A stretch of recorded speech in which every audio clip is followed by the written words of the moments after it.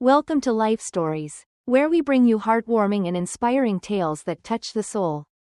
Today, we dive into the story of Jake Thompson, a billionaire CEO who lived by one strict rule: he hadn't touched a woman in 20 years. No handshakes, no accidental brushes, nothing. But everything changed when Emily Carter became his new assistant. What started as a professional relationship soon turned into an emotional journey of trust, love, and breaking down walls. Get ready for a story of resilience, vulnerability, and unexpected romance. Subscribe to the channel to begin today's story. The atmosphere at Thompson Enterprises was unusually tense that morning. The office, usually bustling with energy, was eerily quiet. I could hear the soft hum of the air conditioning, but it was drowned out by the whispers and sideways glances between employees. There was a palpable undercurrent of curiosity in the air, as if everyone was holding their breath, waiting for something to happen. It wasn't just the usual Monday morning rush. Something had shifted. You see, Emily Carter, a newly hired assistant, had just walked into our world. And with her arrival, things were about to change in ways none of us could have anticipated. And it was all because of one simple rule. Jake Thompson, our CEO, had a peculiar reputation at the office. People used to whisper about it. Some thought it was a result of a past trauma. Others speculated it was an eccentric billionaire quirk. But the fact remained: Jake had a rule. And it was firm, unwavering. He didn't touch women, ever. No handshake, no friendly brush of the arm, not even the smallest accidental contact. It was as if he had erected an invisible barrier between himself and anyone of the opposite sex.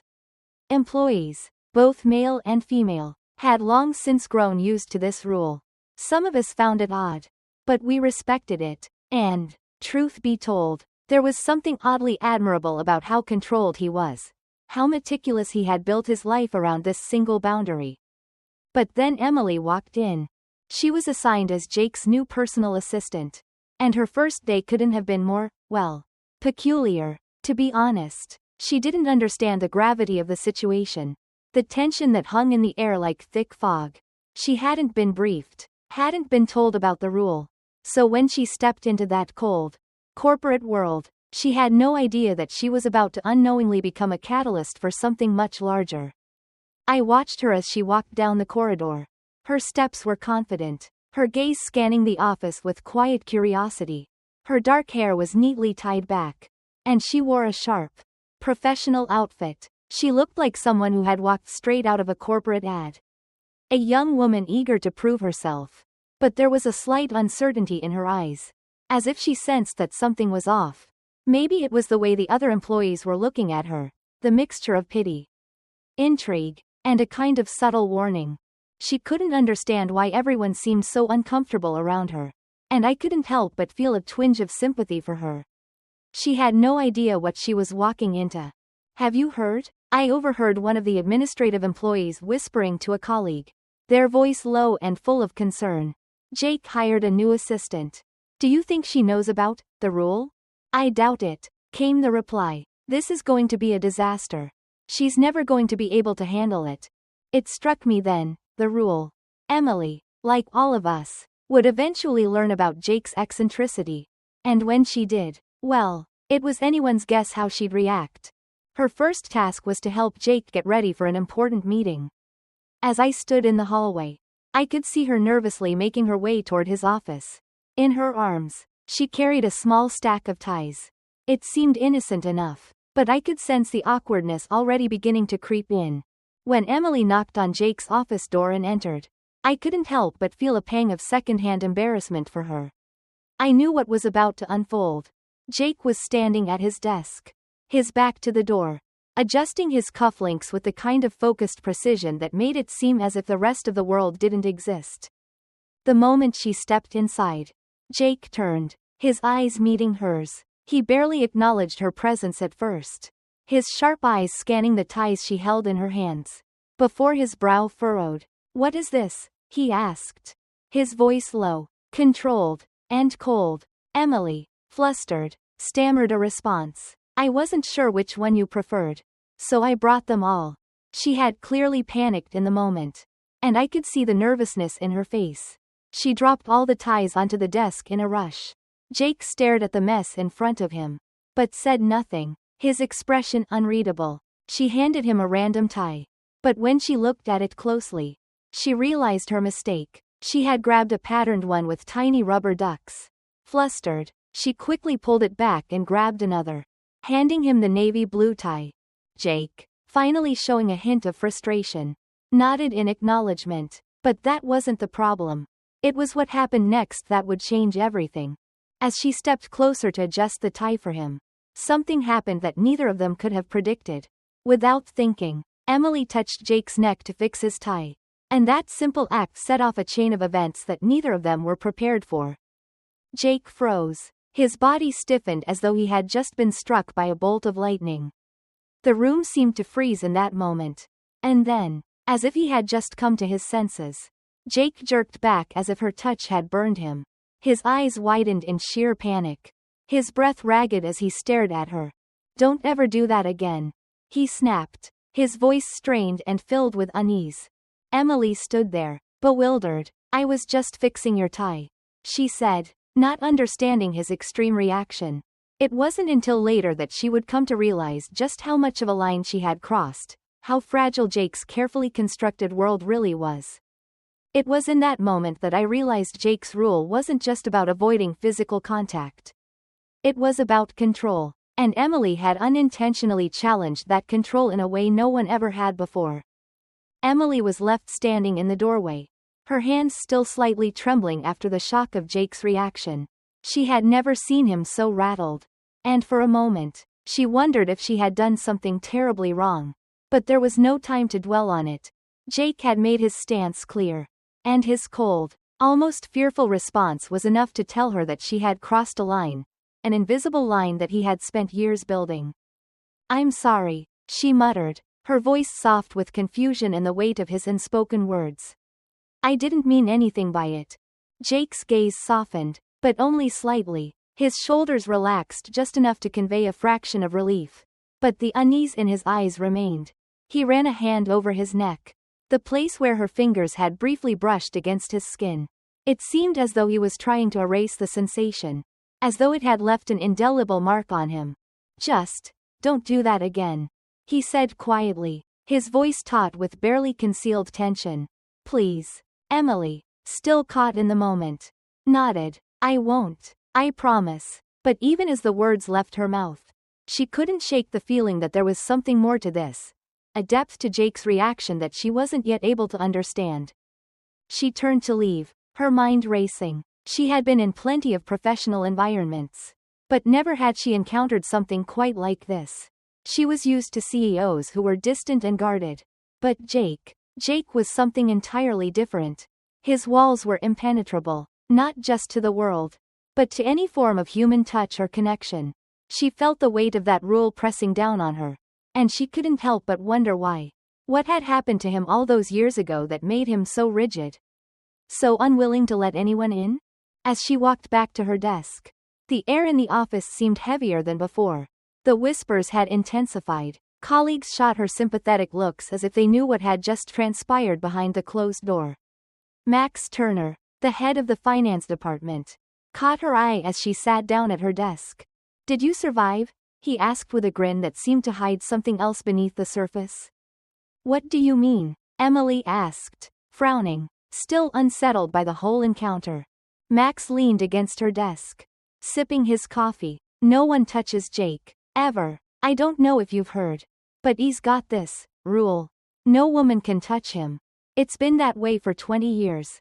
Emily blinked, taking a moment to process the information. No one? Not even a handshake? It seemed absurd, but as she looked back toward Jake's office, she began to understand why people in the office treated the topic like a forbidden subject. She had broken a rule, whether she had meant to or not. "Why?" she asked, genuinely curious. Max just shrugged, the mystery of it all hanging in the air between them. "Who knows? People think it's because of some trauma. But all I know is that if you break it, you're in for some serious trouble." Emily swallowed. She had already had her first taste of that trouble, and it had left her shaken. The whole thing was starting to feel like a puzzle she couldn't solve. Why was Jake so terrified of being touched? What was it about physical connection that drove him to such extremes? As she sat there, Emily realized that she had to know the answer. She couldn't just let it go. There was something deeply intriguing about Jake. Something beyond his wealth and power. It was as if he carried a wound inside him. A scar so deep that no one could see it. But everyone around him could feel the impact. But that didn't explain the visceral reaction she had just witnessed. Something had made Jake afraid of her touch. And that realization left Emily feeling uneasy. The rest of the day passed in a blur of tasks and meetings. But Emily couldn't stop thinking about Jake. And as much as she tried to focus on her work, a part of her felt drawn to uncovering the truth behind his walls. She couldn't shake the nagging feeling that whatever had happened to him, whatever fear he harbored, it wasn't something that could simply be ignored. The days after that incident with the tie were strange. Emily couldn't stop thinking about Jake and the powerful reaction his body had to her touch. She had never seen anyone so afraid of something so simple, and the whole thing left her deeply unsettled. It wasn't just his avoidance of physical contact, it was the way he seemed to fall apart when it happened. His body had tensed like a coiled spring. And his breath had quickened in a way that made it clear this was not a normal discomfort. There was fear in his eyes. Despite trying to focus on her work, Emily found herself increasingly drawn to the mystery surrounding Jake. She had never been the type to ignore things that didn't make sense. And this certainly didn't make sense. What could have happened to him?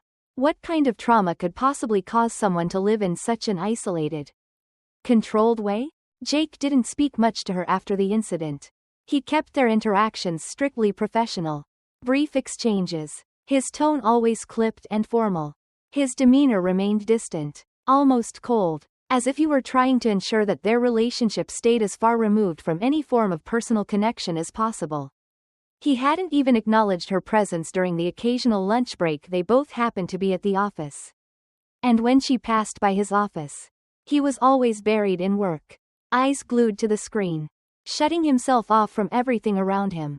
But Emily couldn't forget the look in his eyes, the vulnerability she had seen in him. However fleeting, she couldn't shake the feeling that there was more to his story than the impenetrable CEO exterior he wore like a suit of armor. There was something behind those walls. A story untold. Max, noticing the shift in Emily's behavior, had started to ask questions, subtly probing to see if she had figured out more about Jake's past. "He's different, isn't he?" Max had asked one day, leaning in a bit closer while they waited for an elevator. "What do you mean?" Emily had replied, her voice low, just enough so no one else could overhear. "He's not like any of the other CEOs you've worked for, is he?" Max gave her a knowing look, a glint of amusement in his eyes. "I bet you're curious." Emily wasn't sure how to respond. The truth was, she was curious. She was more than curious. Something in her wanted to know why Jake was the way he was. What had happened to him to make him avoid connection with others? The answers were out there, but no one was willing to share them. It wasn't just professional curiosity anymore. It had become something deeper, more personal. And then, just as Emily was trying to navigate this complex web of emotions, something happened that she had not expected. She had just finished a meeting with a client and was heading back to her desk when she received a call from Jake's secretary. "Mr. Thompson would like to see you in his office now," the secretary said, her tone clipped and efficient. Emily's heart skipped a beat. Why would Jake want to see her now? It was rare for him to ask for her presence without any prior notice. There was always a sense of control in his actions. So this sudden request caught her off guard. As she walked toward his office, her mind raced. Was this about the incident with the tie? Had she done something else wrong? What was going through his mind? When she arrived at his door and knocked, she was greeted with the usual curt, "Come in." Jake was standing by his desk, looking at a report on his screen, his back to the door. The office was as cold and sterile as ever, filled with polished furniture and sleek, minimalist decor. He didn't acknowledge her immediately. And for a moment, Emily stood in the doorway, wondering if this was some sort of test, if he was waiting for her to say something first. But she stayed quiet. Finally, he looked up, His eyes met hers, but there was no warmth in them, only the cold, calculated focus she had come to expect. He motioned for her to sit. "Emily," he said, his voice businesslike, "I need you to bring me the report on the investor meeting. You can leave it here on the desk when you're done." The simplicity of the task didn't surprise her. It was standard procedure, but the tension in the air felt different today. Something about it was charged, almost electric. She nodded, understanding that he didn't want to engage in anything personal, and left to grab the report. But when she returned and handed it to him, their fingers brushed. Just for a second, that brief contact sent a shiver through her spine. Jake's body immediately stiffened, his expression frozen, his eyes darkened, and his breath became shallow. Emily saw it, felt it in the air between them, the shock, the intensity. This wasn't just about a report. This was about something deeper, something neither of them could deny. Jake had reacted again, just as he had when she had touched him that first time. But this time, she didn't pull away. She couldn't. There was something inside her that refused to ignore what was happening. Before either of them could speak, a piece of paper slipped from the pile. Falling to the floor, Emily bent down to retrieve it. But as she stood, she accidentally bumped her forehead against his. It was a light touch, almost a reflex, but it lingered in the air. The awkward silence that followed felt heavier than ever. For a long moment, neither of them said anything. Jake straightened, his hands shaking slightly as he picked up the paper that had fallen. He cleared his throat, trying to regain control. "Are you okay?" Emily asked, her voice low but sincere. She had to ask, even though she wasn't sure if he would answer. Jake didn't answer right away. He seemed frozen in place, as if still processing the unintentional touch, as if the entire moment had thrown his carefully controlled world into disarray. Emily saw his jaw clench, his fists tightening at his sides as he tried to suppress whatever was happening inside him. It was clear, this reaction wasn't about her specifically. It was about something much deeper. Something that had nothing to do with a simple brush of fingers or an accidental bump of foreheads. Emily straightened, carefully observing him. She could tell that he was trying to regain his composure, trying to shove whatever emotion had surfaced back down where it couldn't escape. But she had seen it, just for a split second. She had seen real fear in his eyes. And more than that, she had seen vulnerability. "You don't have to tell me," she said softly, sensing his internal battle. "But I'd like to understand." Jake exhaled sharply, almost like he had been holding his breath the entire time. He ran a hand over his face, as if wiping away whatever crack had formed in his usual hardened expression. "There's nothing to understand," he said finally, his voice low, clipped. "It won't happen again." Emily wanted to argue, wanted to press him further.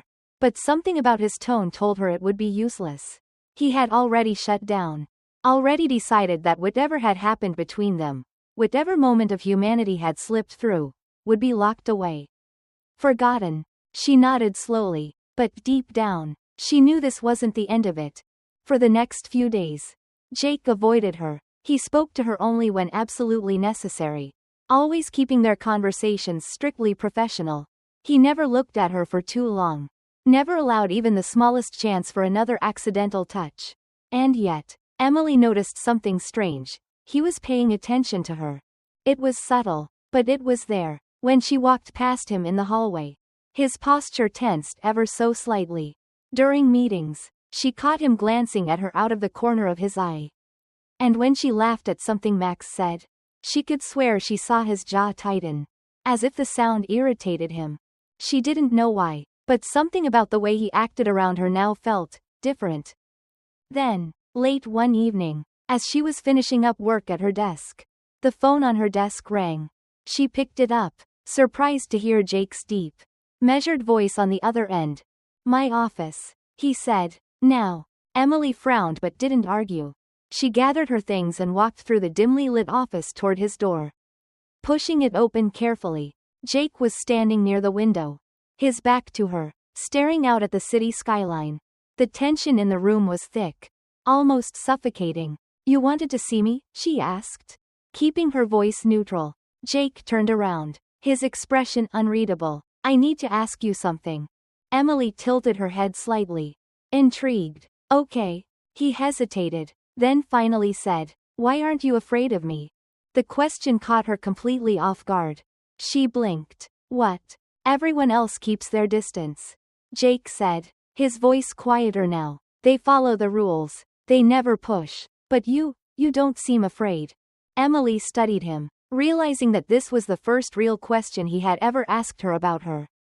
I don't see a reason to be afraid.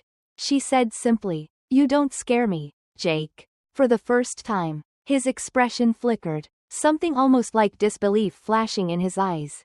And that's when Emily knew, she was starting to break through his walls. Jake Thompson had spent years running from touch, from connection, from anything that made him feel vulnerable.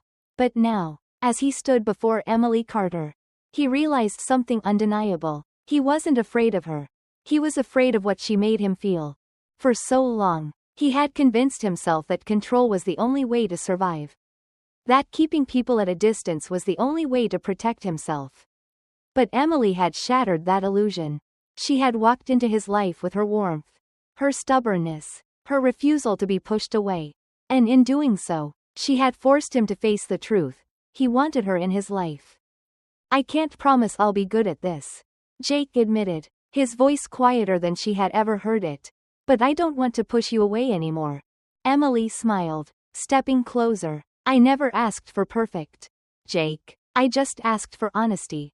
And in that moment, he did something he never thought he would do. He reached for her. Slowly, hesitantly, his fingers brushed against hers.